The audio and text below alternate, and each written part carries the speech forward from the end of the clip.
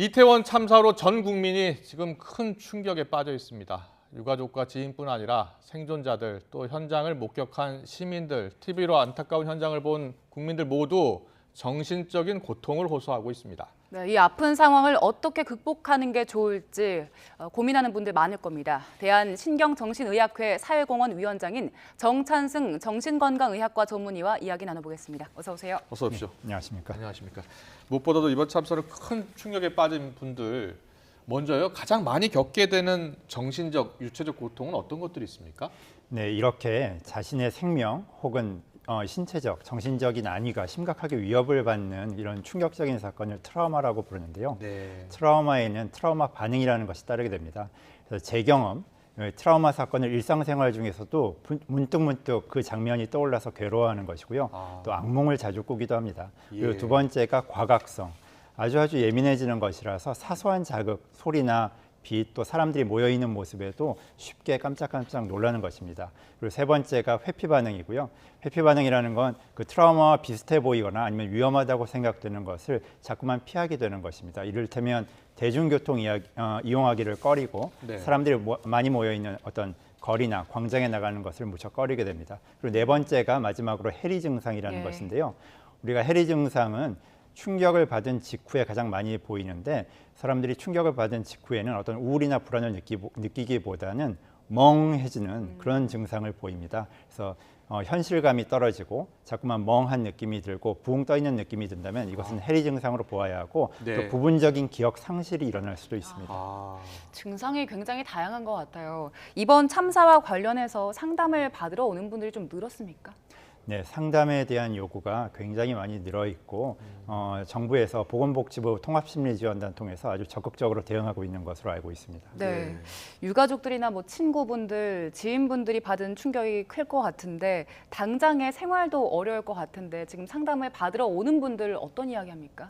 네, 저도 어제 밤 10시까지 대한의사협회와 또 대한신경정신의학회가 협력해서 합동분향소 옆에 상담 부스를 설치했습니다. 거기에 있다가 왔는데요.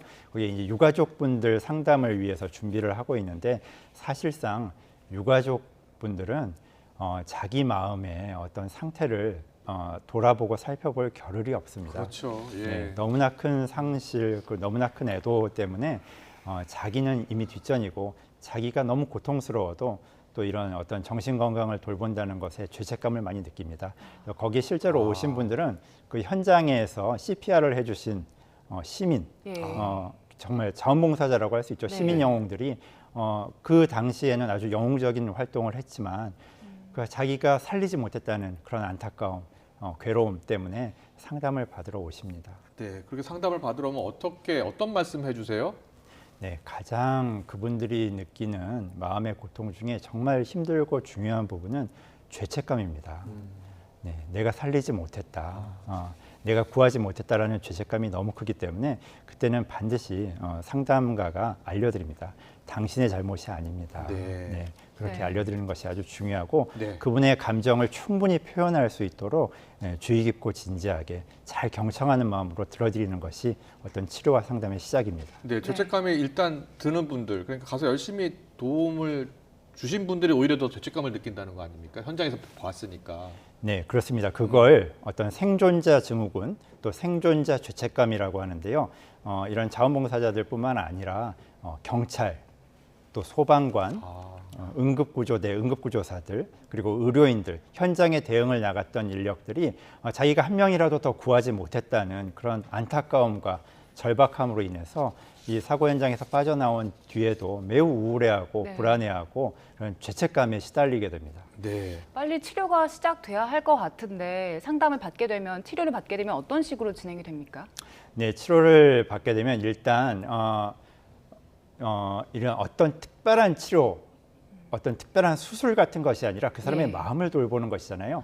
사람의 마음을 돌보는 데에는 경청과 공감만큼 중요한 것이 없습니다. 그분의 이야기를, 자기의 감정을 충분히 표현할 수 있도록 주의 깊게 잘 들어드리는 태도가 일단 중요하고, 자기 감정을 표현하는 것을 굉장히 어려워하고 두려워합니다. 근데 그 감정을 안전하게 표현하고 지켜줄 수 있도록 잘 도와드리고, 또 도움이 필요한 경우에 누구라도 적극적으로 도움을 표현하고 또 도움을 드릴 수 있음을 분명히 하는 것이 중요합니다. 네. 주변 분들은 주로 어떻게 위로해주고 또 대응하는 게 좋겠습니까? 주변 분들. 네, 아주 좋은 질문이신데요. 예. 위로에 앞서서 반드시 해야 될 것은 공감입니다. 공감이라는 것은 자기가 적극적으로 또 능동적으로 그 사람의 입장이 되어보는 것입니다. 그 사람의 감정을 느껴보는 것입니다. 그것이 되어야만 진정한 도움이 되는 위로를 할 수가 있습니다. 위로를 한답시고 유가족에게 이 일이 신의 뜻인지도 모른다. 이런 말은 절대 해서는 안 됩니다. 예. 좋은 곳으로 갔을 거예요. 이런 말도 해서는 안 됩니다. 오히려 그 사람의 마음을 참담한 마음을 심정을 조금이라도 이해한다면 네. 얼마나 상심이 크시겠습니까? 아니면 그런 말조차도 필요 없이 그 옆에 조용히 앉아서 진지하고 위로하는 표정으로 손만 따뜻하게 잡아드리는 것만으로도 큰 위로가 될 수 있습니다. 네. 그렇군요. 네. 특별하게 조언을 하는 것보다는 그냥 일단은 옆에서 같이 있어주고 고개를 끄덕여주고 같이 슬퍼해주는 게 더 중요하겠네요. 네, 그것도 아주 좋은 말씀입니다. 조언은 절대 하지 마십시오. 네. 조언을 하려고 하다가 잘못하면 지적을 하게 됩니다. 예. 그리고 지적을 하게 되면 그 사람에게 어떤 그 죄책감을 자극을 하게 됩니다. 아유, 그 애는 그날 거기 왜 갔대? 말리지 그랬어.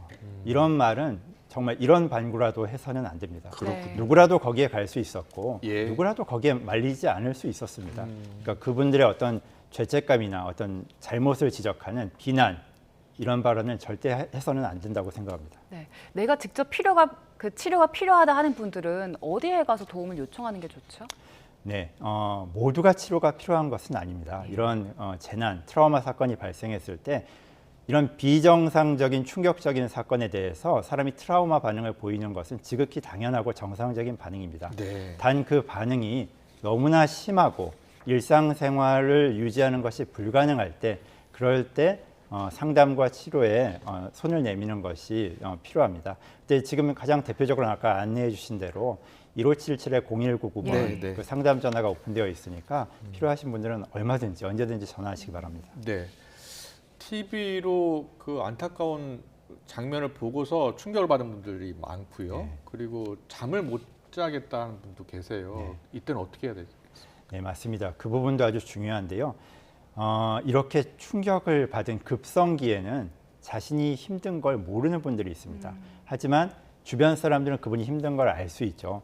근데 그때 물어봐 줄 수 있는 가장 좋은 질문이 요즘 잠 잘 자냐고 이제 그렇게 물어봐 주면 됩니다. 예. 그래서 불면증 또 식욕저하가 가장 흔하고 또 생리적으로 나타나는 것이기 때문에 자신의 우울과 불안에 대해서는 잘 인지하지 못해도 불면증에 대해서는 객관적으로 알 수가 있습니다. 그래서 잠을 못 잔다고 하면 어떤 상담이나 또 우리 주의 깊게 앞으로 보자라고 해주는 게 좋습니다. 네. 그럼 관심을 가지고 좀 상태가 괜찮은지 계속 물어봐 주는 게 좋은 건가요? 네, 맞습니다. 관심이 가장 중요합니다. 관심을 통해서 우리가 연대가 생기거든요. 네. 이런 트라우마 사건, 재난 사건은 개인이 감당할 수 없는 사건이고 또 집단이 감당하기 어려운 사건입니다. 이런 개인이 감당할 수 없는 사건이 벌어졌을 때 개인과 개인이 힘을 합치고 그 개인의 네트워크가 넓어져서 우리가 연대를 형성해서 이 재난 충격을 막아낼 수 있습니다. 네. 시간이 흐르면 좀 더 나아집니까? 아니면 나중에 더 큰 충격을 받을 수도 있는 겁니까? 사람은 누구나 인생을 살면서 크나큰 충격을 경험합니다. 네. 아마 두 분께서도 생각해 보면 큰 충격을 받은 기억이 있으실 거예요. 하지만 지금은 이런 정상적인 삶을 누구나 살아갑니다. 그래서 대부분의 사람들이 70 내지 80% 정도는 몇 주, 몇 개월, 1년 정도 후면 이 트라우마를 극복하고 이제 정상적인 삶을 살게 됩니다. 예. 다만 그렇지 못한 경우, 일부의 경우에는 그 트라우마를 쉽게 극복하기 어려운 경우에는 치료와 상담을 받게 됩니다. 네. 그리고 외상후 스트레스가 사고 직후보다는 좀 시간이 흐른 뒤에 증상이 나타나는 경우가 많다고 들었는데 그 치료의 적기 같은 게 있습니까? 내 상태를 얼마나 더 지켜봐야 되는 겁니까? 네, 그것도 아주 좋은 질문이신데요. 외상이 이런 트라우마와 재난이 갑자기 발생했을 때 그때는 고통이나 통증을 호소하기보다는 사람들이 좀 영웅적인 행동을 할 수가 있습니다. 네. 남들을 돕고 서로 챙기고 우리가 이걸 잘 극복해 보자라는 그러한 현상이 일어나서 사회 전반적인 분위기도 공감해주고 위로해주고 일시적으로 그럴 수가 있습니다. 하지만 이 영웅기 이런 밀월기는 오래 가지 않아서 더 끝나게 됩니다. 그래서 하강을 하게 되는데요. 그때 진정으로 공감과 위로가 필요한 시기입니다. 그래서 그때야말로 서로 경청하고 이해하고 도와주는 것이 필요합니다. 네. 그럼에도 반드시 전문의 상담이 필요한 분들이 있을 것 같아요. 어떤 증상이 있을 때 꼭 전문의를 찾아가는 게 좋습니까? 제일 중요한 것은 이런 추가적인 죽음을 막아야 합니다. 그래서 만약에 유가족 중에 난 따라가야겠다라고 하시는 분들이 있거나 예. 아니면 이런 자살 혹은 자해 또는 타해, 공격적인 성향을 보이실 때는 반드시 치료로 안내를 해주시는 게 좋고, 때로는 이제 정신적인 혼란이 지나쳐서 현실 감각이 떨어지거나 환각이나 망상을 경험하는 경우에도 치료로 연계를 해주셔야 되고, 예. 또 하나 중요한 부분은 알코올 또는 어떤 불법적인 약물에 의지를 하려고 할 수 있습니다. 네. 이런 경우에도 반드시 치료를 받도록 안내해 주셔야 됩니다. 네. 이번 참사에서 희생자가 20대가 많았잖아요. 근데 이제 그분들이 10대 때는 또 세월호 참사를 겪었던 세대였습니다. 그래서 재난 사고에 대해서 좀 무력감을 호소하는 분들이 있는데 이 세대에게 특별하게 해주고 싶은 이야기가 있습니까? 네, 우리가 코로나로 인해서 대국민 정신건강 서베이를 할 때에도 20대에 어떤 우울과 불안, 또 절망감, 자살 사고 이런 것들이 굉장히 높게 나왔습니다. 이런 세월호 참사, 네. 메르스, 포항대지진, 예. 이런 코로나, 그리고 이제 이태원 이 참사를 경험함으로써 반복되는 거듭된 트라우마로 인해서 트라우마에 굉장히 취약해져 있는 상태입니다. 네. 그리고 어린이와 청소년 같은 경우는 이러한 것을 아주 어린 시절부터 경험을 해왔기 때문에 세계관 자체가 굉장히 불안정하게 형성이 될 수가 있습니다. 이 세계가 믿을만하고 안정감이 있고 나는 앞으로 문제 없는 희망 있는 미래를 살 수 있다라기보다는 언제 어떻게 무슨 일이 생길지 모른다라는 그런 불안감에 휩싸여서 성장을 할 수 있습니다. 네. 이런 경우에 어른들이 반드시 안심을 시켜주고 인생이 다 이렇지는 않다. 우리는 이제 좋은 시절을 이 재난을 극복하면 맞이할 수 있다라는 것을 알려주는 것이 중요합니다. 네, 언론의 역할도 중요할 것 같습니다. 전문가 입장에서 언론의 보도 중에 이런 보도는 좀 자제했으면 좋겠다는 내용이 있으면 말씀해 주세요. 네, 제가 언론인들과 만나거나 또 어떤 세미나를 할 때 늘 강조하는 말이 있습니다. 그건 바로 트라우마 공감 언론입니다. 네. 언론이 트라우마에 대해서 이해를 하고 있고 트라우마에 대해서 공감할 수 있을 때 언론인이 취재하는 취재 대상, 그리고 그 취재한 기사를 받아보는 이런 시민들, 그리고 사실은 언론인 자신도 트라우마로부터 자신을 보호할 수 있습니다. 언론인들이 굉장히 전문적인 영역에 있고 중요한 역할을 하지만 언론인들도 다 같은 사람입니다. 그렇기 때문에 이 기자들이 참사 현장에 뛰어들거나 또 응급실에 가서 취재를 하거나 그럴 때 굉장히 정신적으로 힘들지만 네. 자기 어떤 전문성을 지켜야 된다는 생각 때문에 자기의 감정을 사실은 이제 멀리 떼어놓습니다. 그래서 그 당시에는 열심히 취재를 하고 열심히 사람을 만나지만 집에 돌아와서 극심한 두통에 시달린다거나 무력감, 절망감을 호소할 수 있습니다. 그리고 불면증도 심해지고요. 그러니까 언론인이 이런 참사 현장에 대해서 또 여러 가지 매체를 통해서 반복적으로 모니터링을 해야 되는데 저는 언론인 자신과 또 이런 언론사의 뉴스룸이 반드시 언론인의 정신건강을 챙겨야 한다고 봅니다. 네. 네, 아니 언론의 역할 이 부분. 언론의 역할은 제가 이번 재난에 대응을 하면서 굉장히 놀란 부분이 있습니다. 네. 그건 바로 우리나라 언론의 성숙한 모습입니다.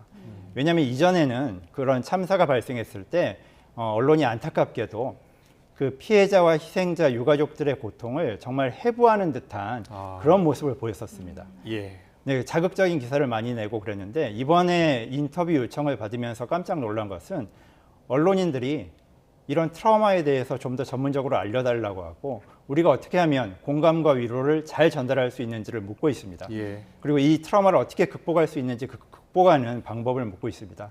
이건 우리나라 언론이 이런 거듭된 재난 속에서 무너지지 않고 정말 점점 성숙해 나가고 발전해 있다는 증거라고 생각합니다. 네. 마지막으로 이번 참사로 우리 사회가 전부 다 전반적으로 충격을 받았는데 전문가 입장에서 사회적 차원에서 어떤 대책이 나와야 우리가 이 단계를, 이 시간을 잘 이겨낼 수 있을까요?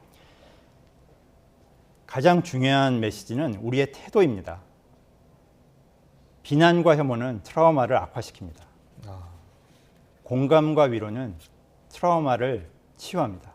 네. 이 부분을 분명히 하고 그 다음에 어떤 정부라든가 전문가 혹은 언론 그리고 주변 사람들도 이 고통받고 있는 이 한 사람, 이 한 명 한 명의 사람을 위해서 모두가 힘을 합쳐 어떤 대책을 내놓을 것인가, 어떤 도움의 손길을 내놓을 것인가, 그 사람을 보고 고민을 해야 된다고 생각합니다.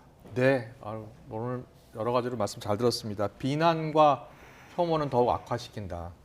관심을 갖고 공감, 위로가 필요하다. 그리고 가능하면 불필요한 조언을 하지 않는 게 좋겠다라는 말씀까지 해주셨습니다. 지금까지 정찬승 정신건강의학과 전문의와 함께했습니다. 잘 들었습니다. 고맙습니다.